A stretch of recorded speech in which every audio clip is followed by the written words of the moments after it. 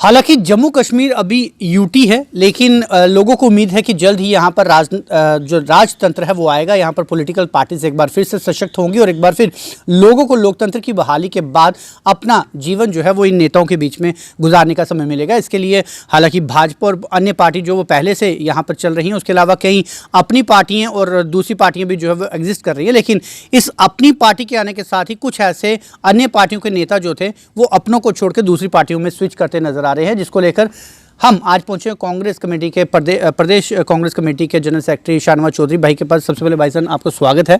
धन्यवाद। धन्यवाद चौधरी भाई, आपसे ये जानना चाहूँगा कि पिछले हम कुछ समय से देख रहे हैं कि कांग्रेस लगातार जम्मू कश्मीर में पतन होता हमें दिखाई दे रहा है। वो इसीलिए कह रहे हैं क्योंकि कुछ बड़े यूथ के नेता हाल ही में अपनी पार्टी में ज्वाइन किए हैं। उसके अलावा भी कई बड़े नेता जो है वो ऑलरेडी कोशिश कर रहे हैं कि दूसरी पार्टी में स्विच करें।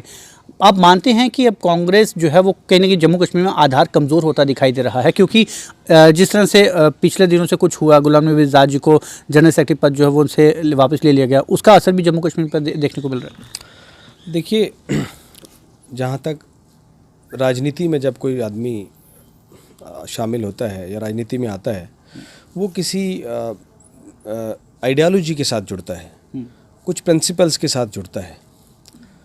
और जब कांग्रेस पार्टी जो है उसकी जो विचारधारा है, हम सब लोग उस विचारधारा के साथ जुड़े। जब आप किसी से सवाल पूछोगे राजनीतिक आदमी से कि आप इस पार्टी में हो, उस पार्टी में क्यों नहीं हो, तो उसका यही जवाब होगा कि मैं इस पार्टी की विचारधारा से जुड़ा हूँ। बिल्कुल। तो कांग्रेस पार्टी की विचारधारा से जो लोग जुड़े हैं वो ना तो आज कहीं गए हैं ना कहीं आगे जाएंगे। कुछ मौसमी तौर पे जो है सीजनली कुछ लीडर्स होते हैं जो कभी एक पार्टी में कभी दूसरी पार्टी में, जिनका कोई स्टेबिलिटी नहीं होती, जिनके कोई प्रिंसिपल्स नहीं होते, वो आते जाते रहते हैं। और क्योंकि कांग्रेस पार्टी अपोजिशन में है और क्योंकि बीजेपी अभी जिस तरीके से केंद्र में भी शासित है, केंद्र में भी सरकार में है और जम्मू कश्मीर में भी सरकार में है, क्योंकि गवर्नर रूल है और पिछले कुछ 1-2 सालों से जम्मू कश्मीर की जो हालत उन्होंने किया है, तो पूरा कंट्रोल जो है बीजेपी ने अपने हाथ में रखा है। तो उस सिचुएशन में जो प्रेशराइज करने की राजनीति पूरे देश में बीजेपी ने शुरू की है, वो शायद इस प्रदेश में भी चल रही है। और उसकी वजह से कुछ नेता जो छोड़ के गए हैं, उन्होंने, मुझे नहीं लगता कि पार्टी का कोई नुकसान किया है। उन्होंने अपना कैरेक्टर का नुकसान किया, अपना नुकसान किया है। पार्टी के साथ अभी भी जो विचारधारा के साथ लोग जुड़े हैं वो आज हैं और रहेंगे। और कांग्रेस पार्टी इतनी बड़ी पार्टी है देश की कि आप उसमें से चाहे 2, 4, 6 लोग लीडर अगर निकल के चले भी जाते हैं तो उसको कोई फ़र्क नहीं पड़ने वाला, क्योंकि जो लोग हैं आज भी वो उस विचारधारा के साथ जुड़े हैं। हाँ, सरकारें आती जाती रहती हैं, कहीं अगर पार्टियों से जब सरकारों में गलतियां होती हैं तो लोग सरकार बदलते भी हैं, लेकिन इसका मतलब नहीं है। कांग्रेस की एग्जाम्पल मैं आपको दूंगा कि एक घास जो है, घास को आप ऊपर से निकाल दो तो उसकी जड़ जो है वो दूसरी तरफ से फिर निकल आती है। तो ये कांग्रेस पार्टी उसी की मानद है, तो ये वापस आएगी। और जम्मू कश्मीर में जो हालात हैं इस वक्त, कांग्रेस पार्टी एक ऐसी पार्टी या संगठन है जो आने वाले दिनों में जम्मू कश्मीर की जो हालत कर दी है बीजेपी ने, उसको वापस बेहतरी की तरफ ले जा सकती है। और लोगों की इस वक्त नज़र है जम्मू कश्मीर में कांग्रेस की तरफ। आप देखिएगा, चुनाव हम कब से चाह रहे हैं कि चुनाव हो जम्मू कश्मीर में, मगर बीजेपी आज चुनाव करवाने से क्यों डर रही है इतने अरसे से? इसलिए क्योंकि बीजेपी को पता है कि जो जम्मू कश्मीर रियासत का 370 हटाने के बाद उन्होंने हाल कर दिया, जो खोखले वादे उन्होंने चाहे नौकरियों के नाम पे किए हों, जम्मू कश्मीर के बेहतर ख़ास तौर पे जम्मू के साथ चाहे वादे किए वो सारे खोखले निकले। आज जम्मू में जो है वो टैक्सेस के नाम पे, टोल प्लाजास के नाम पे, कोई अनएम्प्लॉयमेंट की क्या हालत कर दी है और बिज़नेस तबके की क्या हालत कर दी है।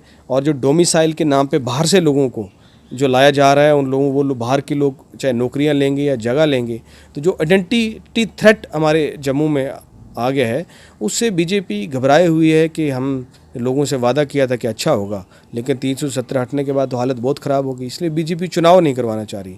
बीजेपी जब भी चुनाव करवाएगी, आप देख लेना, पूरे जम्मू कश्मीर वासी और ख़ास तौर पे जम्मू वासी बीजेपी को करारा जवाब देंगे। शाहनवाज जी, सीजनल लीडर्स की आपने बात की कि वो हमेशा से एक पार्टी से दूसरी पार्टी जाते रहते हैं, लेकिन कांग्रेस में जिस तरह से जो नेता जिन्होंने अपना पूरा ज़िंदगी यहाँ पर दे दिया, गुलाम नबी आज़ाद जो कि महासचिव की पोस्ट उनके पास थी, जो नई पोजीशन आई है उसमें उन्हें भी कहीं ना कहीं धक्का लगता दिखाई दिया है। जम्मू कश्मीर के लोग ये मान रहे हैं कि शायद उससे अब अफेक्ट सीधा तौर पर जम्मू कश्मीर की कांग्रेस पार्टी पर आएगा, क्योंकि उनसे जो नेता वाबस्ता थे वो कहीं ना कहीं अंदर से खफा दिखाई दे रहे हैं। आपको लगता है कि ऐसा असर दिखाई दे सकता है? जी नहीं, ये बिल्कुल एक मनगढ़ंत कहानी है। गुलाम नबी आज़ाद साहब अभी भी लीडर ऑफ अपोजिशन हैं और कांग्रेस की जो टॉप बॉडी है कांग्रेस वर्किंग कमेटी उसके मेंबर भी हैं। और जनरल सेक्रेटरी क्योंकि अंबिका सोनी जी, मोतीलाल वोरा जी, अर्जुन और खड़गे साहब, आज़ाद साहब, ये लोग बहुत सीनियर हो चुके थे, बहुत पुराने थे, इसलिए इनको जनरल सेक्रेटरी से, क्योंकि ये खुद चाहते थे और आज क्लेरिफाई भी कर दिया है उन्होंने, वो खुद चाहते थे कि हमें जनरल सेक्रेटरी की जिम्मेदारी से रिलीव किया जाए, इसलिए इन लोगों की रिक्वेस्ट थी, उस पर रिलीव किया है। इसका इस बात से कोई लेना देना नहीं है या जम्मू कश्मीर से कोई लेना देना नहीं है, तो ये इंटरनल पार्टी अफेयर है, इससे ये स्टोरीज ऐसे ही मनगढ़ंत बना ली गई हैं, इसका कोई लेना देना नहीं। शर्मा जी, जम्मू कश्मीर में इस समय कई तरह की समस्याएं हैं, यूथ को लेकर रिलेटेड है, बिजनेस को लेकर है, लेकिन कांग्रेस कमेटी की जो यूथ कांग्रेस है वो कहीं ना कहीं सड़कों पर ज़रूर दिखाई देती है, लेकिन जो हाई कमांड है, जो बड़े बड़े नेतागण हैं, वो पिछले कुछ एक दो दिनों में ज़रूर प्रेस कॉन्फ्रेंस करते दिखाई दिए, लेकिन मेन स्ट्रीम तरीके से लोगों में वो घुलते मिलते दिखाई नहीं दे रहे। आपको लगता है कि अब समय आ चुका है, यदि चुनावों की मांग जो है वो कांग्रेस करती है, तो ऐसे में उन नेताओं को भी एक्टिव हो जाना चाहिए कि वो एक बार फिर लोगों में जाकर उनकी समस्याएं जो उजागर करें? बिल्कुल ज़रूरी है, क्योंकि आपने यूथ कांग्रेस की बात की, क्योंकि जब भी युवा जो होता है वो सड़कों पर युवा उतरता है, तो पार्टी का जो युवा कांग्रेस का संगठन है, उदय भानु जो अध्यक्ष हैं, उनकी अध्यक्षता में बहुत अच्छा काम कर रहा है, वो सड़कों पे उतरे हैं और पिछले 1-1.5 साल से हर इशू को लेकर सड़कों पे उतरे हैं, तो वो कांग्रेस पार्टी का युवा विंग है, कांग्रेस पार्टी ही समझिए। मगर जहाँ तक आपने सीनियर लीडरशिप की बात की, आप ये देखिए कि 370 के बाद पिछले 1 साल से कितना हरास किया है सरकार ने हमारे लीडर्स को। हमारे लीडर्स 6-6 महीने तक हाउस अरेस्ट रहे, कुछ लोग अंडर डिटेंशन के रहा। यहाँ हमारे पीसीसी प्रेसिडेंट गुलाम अहमद मीर साहब को यहाँ से घर से निकल के कश्मीर मूव करने नहीं दिया गया। अभी तक भी पिछले 2-3 महीने पहले तक भी जो है हमारे लीडर्स को मूव फ्रीली नहीं करने दिया गया, तो हमारी एक्टिविटी कैसे होगी? तो ये जो अनडिक्लेयर्ड इमरजेंसी थी जम्मू कश्मीर में, मतलब हमारे फंडामेंटल राइट्स जो है वो ख़त्म कर दिए गए, जब लीडर्स को मूव ही नहीं करने दिया कहीं, और अभी तक भी कुछ लीडर्स अभी भी डिटेंशन में थे। अभी आपने पिछले दिनों सैफुद्दीन सोज साहब का हाल देखा क्या हुआ। तो इन हालात में और थ्रेट किया जा रहा था एडमिनिस्ट्रेशन की ज़रूरत है कि आप निकलेंगे लीडर्स को अगर आप, तो आप पे केस लगाए जाएंगे। इस तरह के जो थ्रेट्स आई हमारे जम्मू की जो लीडरशिप हो या पूरे प्रदेश की लीडरशिप थी, तो उनको निकलने नहीं दिया गया। मगर अब जब पॉलिटिकल एक्टिविटीज़ की बहाली यहाँ बहाल होगी, तो हमारे लीडर सक्षम हैं और लोगों के बीच में हैं, अपने कॉन्स्टिट्यूंसीज़ में हैं, तो लोग ज़रूर वो निकल के जो है लोगों के इश्यूज़ को उठाएंगे। और जो हालत अभी इन्होंने जम्मू की कर दी है, जो आपने युवाओं की बात की, आप अनएम्प्लॉयमेंट जो है जहाँ पूरे देश में इस वक्त 45 साल में सबसे ज़्यादा अनएम्प्लॉयमेंट इस वक्त देश में। हालांकि प्रधानमंत्री जी ने 2 करोड़ हर साल नौकरियों का वादा किया था, मगर वो तो दूर की बात है, करोड़ों युवा जो जिनकी नौकरियां थी चाहे प्राइवेट सेक्टर में थी, उनको हाथ धोना पड़ा, और इतनी ज़्यादा बुरा। और जम्मू कश्मीर में भी इन्होंने वादा किया था कि हम 370 हटने के बाद जो है हम नौकरियां 50,000 नौकरियां देंगे, 1 लाख नौकरियां देंगे। और रविंदर रैना जी जो बीजेपी के अध्यक्ष हैं, आपने कई इंटरव्यूज़ किए होंगे, आपने सुने होंगे, उन्होंने कहा कि हम जैसे ही डोमिसाइल शुरू होगा हम 50,000 नौकरियां देंगे। और दूसरी तरफ गवर्नमेंट ऑफ इंडिया की तरफ से आपने कुछ दिन पहले ही सुना होगा, गवर्नमेंट ऑफ इंडिया ने, फाइनेंस मिनिस्ट्री ने ऑर्डर निकाल दिया है, मेमोरेंडम प्रेजेंट कर दिया है कि देश में ऐसे हालात हो गए हैं कि इकॉनमी का इतना बुरा हाल हो गया कि आपको पता है इकॉनमी हमारे देश की इस वक्त दुनिया में सबसे नीचे -29 के करीब पहुंच चुकी है। तो गवर्नमेंट ने ये ऑर्डर निकाल दिया कि नई नौकरियां देश में कहीं नहीं होगी। तो आप दोहरा मापदंड देखिए, बीजेपी का दोहरा चेहरा देखिए। ये तो हम राहुल गांधी जी पिछले कहीं जब से डीमोनेटाइजेशन किया तब राहुल गांधी जी ने कहा, जब जीएसटी गलत तरीके से लागू किया तब कहा कि ये इकॉनमी, मनमोहन सिंह जी ने कहा कि देश की इकॉनमी जो है हमारी वो गिर जाएगी जिस तरीके की पॉलिसी सरकार की है, मगर सरकार को कोई फ़र्क नहीं पड़ा। आप कोविड की तरफ आ जाइए, अगर ये अब बहाना, अब इकॉनमी का सारा जो इकॉनमी का जो देश में हालत होगी, ऐसा लग रहा है कि कहीं फाइनेंशियल इमरजेंसी ना देश पे आ जाए। ऐसी स्थिति में जब एमपीज़ की सैलरी कट कर रही है, एमपी लेट बंद होने की बात हो रही है, तो ये फाइनेंशियल इमरजेंसी वाली स्थिति है। तो ऐसी सिचुएशन में जब कोविड के लिए राहुल गांधी जी ने 12 फरवरी को ही ट्वीट करके और उसके बाद सरकार को कहा था कि आप कोविड की सिचुएशन जहाँ दुनिया में ख़राब हो रही है, हमारे देश में भी दस्तक देगी और बहुत बुरे हालात होंगे, लेकिन उन्होंने, सरकार ने ध्यान नहीं दिया। ट्रंप जी को जाके अहमदाबाद घुमाते रहे और सरकार ने कोई इस तरफ ध्यान नहीं दिया, और उसकी बाद जो है इस देश में कोरोना की आज क्या स्थिति है, आप देख रहे हो दुनिया में सबसे ज़्यादा केसेस इस वक्त हिंदुस्तान में है और बुरे तरीके से जो है वो कैजुअलिटीज़ हो रही हैं, इंफ्रास्ट्रक्चर नहीं है और ये सब सरकार जिम्मेदार इसलिए है कि शुरू में जब टाइम था हज़ारों लाखों मज़दूर परेशान हुए, बेघर हुए लोग, लॉकडाउन उस वक्त किया जब ज़रूरत नहीं थी और जब लॉकडाउन की ज़रूरत थी तब आज पूरा देश खुला है। आप जम्मू की बात कर लीजिए, आज जम्मू में केसेस इन दिनों में पिछले एक हफ्ते से बहुत तेज़ी से जो है यहाँ केसेस बढ़ रहे हैं। यहाँ पहले ना तो टेस्टिंग किट्स थी ना टेस्टिंग किट्स ठीक थी, आज रैपिड टेस्ट यहाँ पे की जा रही कि जिसमें सवालिया निशान खड़ा होता है क्योंकि पंजाब में एक हाई कोर्ट ने बैन करके कहा कि इसके रिज़ल्ट ठीक नहीं है। तो ये एक धंधा बन चुका है और बिज़नेस बन चुका है अभी कोविड का। और स्थिति ये है कि आज कुछ पेशेंट्स की, 1-2 पेशेंट्स की इसलिए डेथ हो गई कि वो ऑक्सीजन प्रोवाइड नहीं कर पाए। गवर्नमेंट मेडिकल कॉलेज जम्मू में ऑक्सीजन प्लांट काम नहीं कर रहा है, कहीं ऑक्सीजन अवेलेबल नहीं है। तो पिछले 1 साल से क्या तैयारी की सरकार ने, करोड़ों का, अगर आप RTI फाइल करेंगे तो पता नहीं करोड़ों रुपए कितना शो करेंगे कोविड मैनेजमेंट में, मगर कहाँ लगा। शर्मा जी, इसी चीज़ को कंटिन्यू करूंगा। आपने रविंद्र रैना जी की बात की। रविंद्र रैना जी की तो लिटरली यहाँ के लोग कहते हैं कि चलो चिंता नहीं करनी उनकी, लेकिन उनका काउंटर पार्ट ये रहता है कि सेंटर की जो उनके लीडरशिप है वो कहीं ना कहीं उनको काउंटर कर देती है और जम्मू कश्मीर की समस्याओं को हमेशा से वो उजागर करते हैं। और जब भी बड़ी समस्या आती है, जैसे डॉक्टर जितेंद्र सिंह ने अभी बोल दिया कि एक स्पेशल टीम जो है वो कॉन्स्टिट्यूट की जाएगी जो जम्मू कश्मीर में कोरोना वायरस की चीज़ों को लेकर असेसमेंट अपना देगी। वहीं दूसरी तरफ से कांग्रेस की बात की जाए तो राहुल गांधी जी को लेकर भी जम्मू कश्मीर के लोग ज़्यादा मुतमिन नहीं दिखाई देते। वजूहत ये हैं कि जम्मू कश्मीर में इतनी ज़्यादा समस्याएं रहती हैं।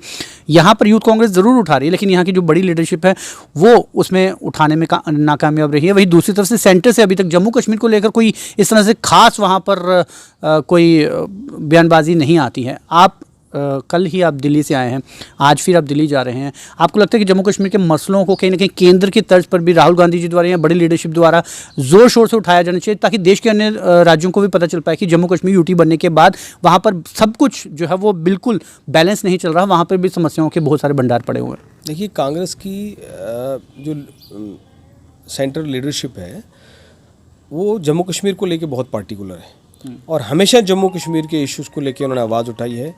जम्मू कश्मीर पे स्पेशल एक वर्किंग ग्रुप बना है जिसके चेयरमैन डॉक्टर मनमोहन सिंह जी हैं, पी चिदम्बरम और कुछ हमारे स्टेट के लीडर्स हैं उसमें।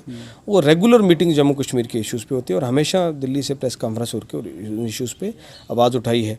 और दूसरा, पार्लियामेंट में इस पार्लियामेंट में, क्योंकि इस पार्लियामेंट सेशन में क्वेश्चन आवर जो है वो अलो नहीं किया सरकार ने। सरकार को डर था कि जो हमारी गलत पॉलिसीज़ रही हैं, चाहे कोविड को लेके हैं या और देश में इकानमी को लेके है, उस पे हम घेर लेगी हमें अपोजिशन, तो इसलिए इन्होंने क्वेश्चन आवर जो है इस बार अलो नहीं किया। इससे पहले जितने पार्लियामेंट सेशन है आप देखिए, उस पार्लियामेंट सेशन में ज़ोर शोर से कांग्रेस पार्टी ने जम्मू कश्मीर के इश्यूज़ 370 हटाने के बाद जो मिसमैनेजमेंट सरकार का जम्मू कश्मीर में रहा, जो अनएम्प्लॉयमेंट रहा, जो बिज़नेस तबके की हालत रही, उन इश्यूज़ को लेके ज़ोर से कांग्रेस ने पार्लियामेंट में हमेशा बोला है और कांग्रेस की लीडरशिप ने सेंटर में हमेशा बोला है। कांग्रेस जम्मू कश्मीर के इश्यूज़ को लेकर बहुत सीरियस है। और जम्मू की फिर मैं बात करूंगा जहां पूरे प्रदेश का ये हालत है।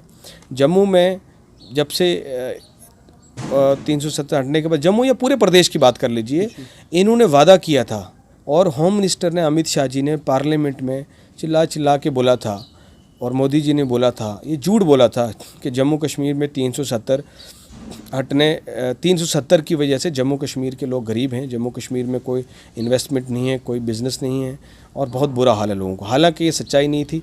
आज भी जम्मू कश्मीर की जो GDP है वो गुजरात से बेहतर है। जिस गुजरात को ये मॉडल शो करते हैं उस गुजरात से बेहतर और देश के कई अन्य प्रदेशों से बेहतर जम्मू कश्मीर की GDP है। यहाँ की इकॉनमी अच्छी थी। दूसरी बात, उन्होंने झूठ बोला कि वहाँ इंडस्ट्रियल सेक्टर नहीं हो सकता था।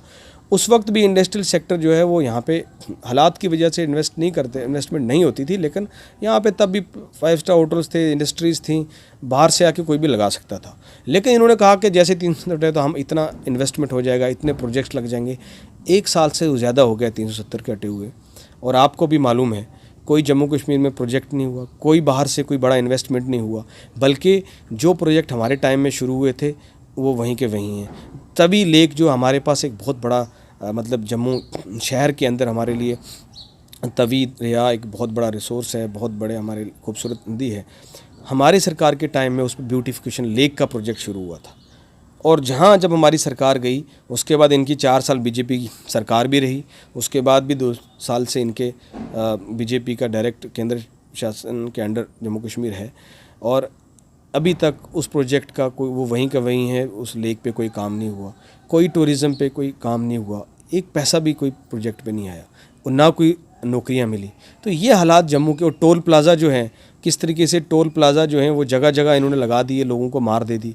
और उसके बाद इन्होंने जो बिजली को, जो इलेक्ट्रिसिटी को प्राइवेट करने का काम शुरू कर दिया है, लोगों को बड़ी मार पड़ेगी।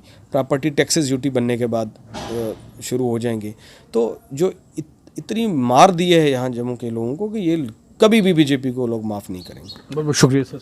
धन्यवाद। तो ये थे प्रदेश कांग्रेस कमेटी के जनरल महासचिव शाहनवाज चौधरी साहब, जिन्होंने साफ तौर से ये तो ज़रूर माना कि जम्मू कश्मीर में समस्याएं बहुत सारी हैं और इसको लेकर अब केंद्र में बैठी जो कांग्रेस है उसे भी ज़ोर शोर से ये मुद्दा जो है वो उठाया जाना चाहिए, क्योंकि समस्याओं को उजागर करने के बाद ही जो मौजूदा सरकार है उसके सोल्यूशन निकालने की बात जो है वो ज़रूर करती है। हालांकि एक फाइनेंशियल पैकेज जो है 1350 करोड़ रुपये का हाल ही में लेफ्टिनेंट गवर्नर मनोज सिन्हा जी द्वारा ज़रूर घोषित किया गया, जिसके बाद लोगों में ये भी भ्रम पैदा हो गया कि शायद लोगों के घरों के बिजली के पानी और पानी के बिल जो है वो आधे कर दिए गए। लेकिन बाद में यह संशय क्लियर हुआ कि वो सिर्फ इंडस्ट्रियल जो एस्टेट्स हैं या इंडस्ट्रियल जो यूनिट्स हैं, सिर्फ उनके ही इलेक्ट्रिसिटी और पानी के बिल नहीं बल्कि सिर्फ ड्यूटी जो चार्जेस कुछ होते हैं वो आधे किए गए हैं, जिसके बाद लोगों में फिर एक निराशा जो है वो ज़रूर छाई है। और लोग अभी भी उम्मीद कर रहे हैं कि उनकी बहुत सी समस्याएं जो है वो उनके सामने दिखाई दे रही है, लेकिन उनका सोल्यूशन अभी तक कोई दिखाई नहीं दे रहा। और उम्मीद विपक्ष से भी यही होती है कि वो, जिस तरह से महासचिव शाहनवाज चौधरी जी हैं, वो